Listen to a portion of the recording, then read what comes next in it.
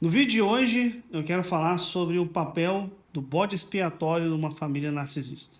É impressionante como você pode pegar o bode expiatório e o filho dourado dessa mesma família, pedir para cada um deles aqui descrever como que foi a infância, e o que você vai ouvir são histórias completamente diferentes. Parece até que esses dois aqui cresceram em casas diferentes, criados por pais diferentes, mesmo sendo os mesmos pais e o mesmo ambiente. Por outro lado, se você juntar vários bodes expiatórios de famílias diferentes e pedir cada um para contar a sua própria história de vida, parece que todos eles tiveram exatamente o mesmo pai ou a mesma mãe. Isso acontece porque a dinâmica narcisista ela é incrivelmente previsível. Quem já passou por esse tipo de abuso acaba reconhecendo padrões idênticos na história de outras pessoas. E é o que eu quero abordar hoje aqui. Se você foi ali um bode expiatório, é tão comum perceber que conforme você começa a melhorar, ninguém da sua família quer enxergar essa mudança. E quando eu falo ninguém, não é só a pessoa narcisista em si. Muitas vezes os seus irmãos, tios, primos ou até outros parentes próximos também se recusam a aceitar que você não era aquela pessoa tão problemática que eles estavam ali enxergando muitas vezes. Se você foi escolhido ou escolhida como bode expiatório, é importante entender isso. Você foi escolhido mesmo. Não foi algo que você fez ou provocou que fez você ser escolhido. Isso aconteceu porque essa pessoa narcisista divide as pessoas da família em papéis. Essa pessoa decide quem que é quem, e isso não tem nada a ver com quem você realmente é. E é sobre isso que eu vou falar aqui, justamente nesse vídeo de hoje. Meu nome é Anderson Contaifer, eu sou médico especialista em clínica médica, eu trabalho ajudando vítimas de relacionamentos abusivos a superarem os efeitos do trauma no corpo e na mente. A pessoa narcisista escolhe alguém para ocupar o lugar de filho perfeito, pode ser o pai ou uma mãe, que é o filho dourado. Esse aqui na cabeça dessa pessoa representa tudo que essa pessoa gostaria de ser, o que acredita que já até seja, inclusive. A outra pessoa é jogada no papel de bode expiatório, que vai carregar tudo que essa pessoa narcisista odeia em si mesmo. Toda a vergonha, toda a sensação de fracasso, toda a inadequação, tudo aqui fica sendo projetado no bode expiatório. E isso é uma estratégia de projeção, uma defesa psicológica muito típica da personalidade narcisista. Tudo que eles não conseguem lidar em si mesmos, eles colocam em cima de outra pessoa, no caso o bode expiatório. E não é só uma questão de pensamento, eles fazem a criança sentir o que eles não querem sentir. Se o narcisista sente vergonha, ele provoca essa mesma vergonha no bode expiatório. Isso dá um alívio temporário para ele. É como se, vendo o outro carregando aquilo, ele se livrasse da própria dor que tem. Eu me lembro de uma mulher que me contou sobre isso. Ela disse que, quando a filha dela era pequena, ela reparava numa coisa estranha. Toda vez que a filha estava feliz, o pai, que era o narcisista aqui dessa história, da família, fazia ou dizia alguma coisa que acabava com aquele momento. E do nada o rosto daquela menina lá ficava abatido, chorava. E aí o pai parecia satisfeito, como se aquele brilho da filha incomodasse. E ele só conseguisse relaxar depois de apagar isso. E na época, essa mãe nem sabia o nome dessas dinâmicas, mas ela enxergava que estava acontecendo alguma coisa de errado. Ela tentou ensinar a filha que ela tinha o direito de ser feliz, mesmo que o pai dela tivesse de mau humor. Só que quanto mais a menina tentava segurar a própria alegria, mais o pai insistia em arrancar uma reação negativa dela. E é isso que essas pessoas narcisistas fazem com o bode expiatório. O pai ou a mãe narcisista vai provocar, desestabilizar, sabotar qualquer sensação boa que aquela criança possa ter. E faz isso em silêncio, longe dos olhos dos outros. Depois, quando a criança reage, com raiva, frustração, agitação, esse narcisista, né, o pai ou a mãe aqui, vai chamar a família inteira para ver o show, né? Diz assim, ó, tá vendo? Eu não sei mais o que fazer com essa criança, não sei mais o que fazer com essa menina aqui.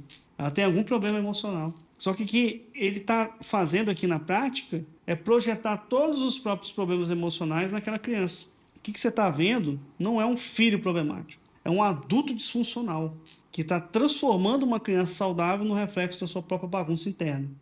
O motivo aqui de eu estar trazendo isso é para te ajudar a entender que se você foi o bode expiatório da sua família, isso não aconteceu porque você era menos valioso do que o outro filho dessa relação. Isso aconteceu simplesmente porque essa pessoa narcisista precisava de escolher uma pessoa. E não há forma bonita de dizer isso. Mas dentro da dinâmica disfuncional da família, eles precisam de uma pessoa para poder servir como um depósito de lixo emocional. E tudo que essa pessoa narcisista sente e não quer lidar, ela vai despejar nesse filho bode expiatório. Qualquer emoção que a pessoa narcisista considere insuportável, vai transferir para essa criança. O filho dourado, ele vai crescer, ele vai entender que o bode expiatório que parece ser um problema, inclusive. E aí que entra essa triangulação, que destrói o vínculo entre os irmãos e isola ainda mais essa criança bode expiatória do resto da família. Muita gente me pergunta, né? Mas ele me trata assim, né? Será que ninguém percebe? Será que ninguém vê como que essa pessoa realmente é? Olha, a resposta é não. Porque o narcisista só precisa de um bode expiatório. Desde que ele tenha esse único alvo, ele consegue brilhar para todo o resto. Ele se comporta de forma completamente diferente com os outros. Então ninguém acredita no que a pessoa que está sendo o bode expiatório diz, porque só ele vê o narcisista sem a máscara. Essa é uma forma cruel e solitária de crescer. E se você for essa criança, eu espero que, ouvindo o que eu estou falando aqui nesse vídeo, assistindo outros conteúdos sobre esse assunto de bode expiatório, você comece a entender que as coisas aconteceram não foram por causa de você e não é sobre você isso aqui.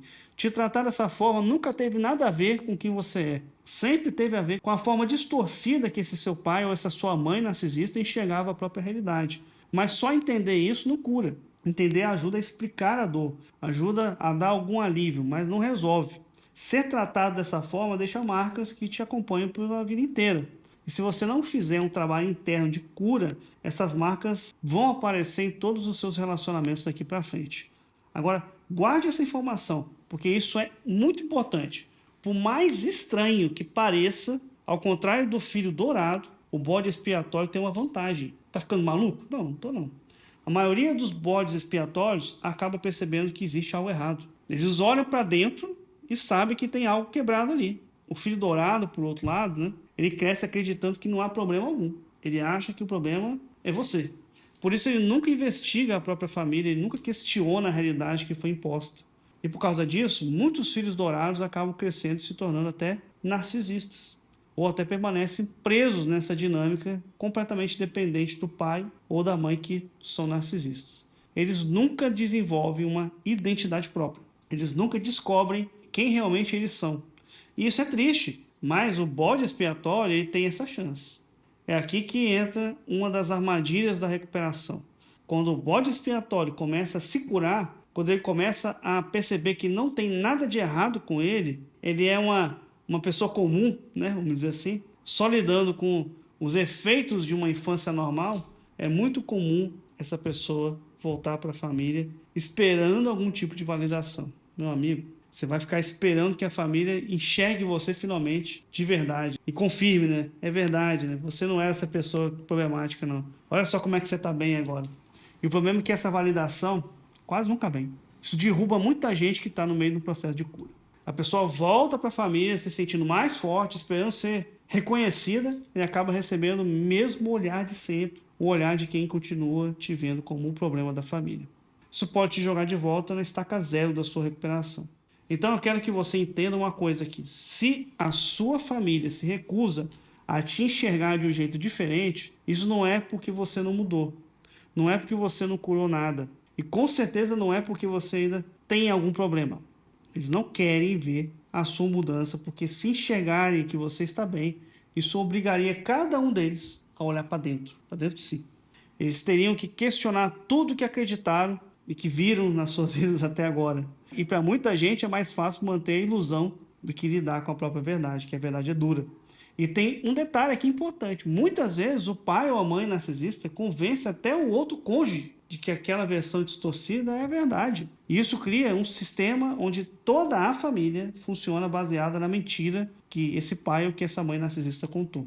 Nos meus atendimentos é muito comum eu ouvir de pacientes que acham que a mãe ou que o pai é completamente manipulado por essa pessoa narcisista. E sim, isso acontece o tempo todo. Se você começa a melhorar, isso obriga essa pessoa narcisista a reconhecer que tem algo errado com ela. Porque se você sai daquele papel de bode expiatório, não tem mais quem essa pessoa culpar.